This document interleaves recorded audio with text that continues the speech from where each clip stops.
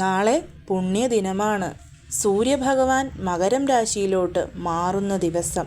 ശബരിമലയിലെ മകരവിളക്ക്, പത്മനാഭസ്വാമി ക്ഷേത്രത്തിലെ ലക്ഷദീപം, ഒപ്പം തന്നെ ഷഡ്ത്തില ഏകാദശിയും ഇതെല്ലാം ഒന്നിച്ച് ബുധനാഴ്ചയും വന്നിരിക്കുന്നു.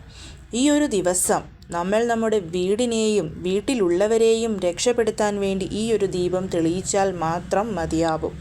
ഈ ദീപം നമ്മുടെ കുലദൈവത്തെ പ്രാർത്ഥിച്ചുകൊണ്ടാണ് നമ്മൾ തെളിയിക്കുന്നത്. നമ്മുടെ കുടുംബത്തെ കാക്കുന്ന നമ്മുടെ കുലദൈവം നമ്മുടെ ഈ ദീപം സ്വീകരിച്ച് പ്രാർത്ഥനയും സ്വീകരിച്ച് ഈ ഒരു വർഷം നമുക്ക് നിറഞ്ഞ സമ്പൽ സമൃദ്ധിയും ഐശ്വര്യവും ആയുരാരോഗ്യവും തന്ന് രക്ഷിക്കും. നാളത്തെ മകരസംക്രാന്തി പുണ്യദിനത്തെക്കുറിച്ചും ഞാനിന്ന് ഈ വീഡിയോയിൽ പറഞ്ഞിട്ടുണ്ട്.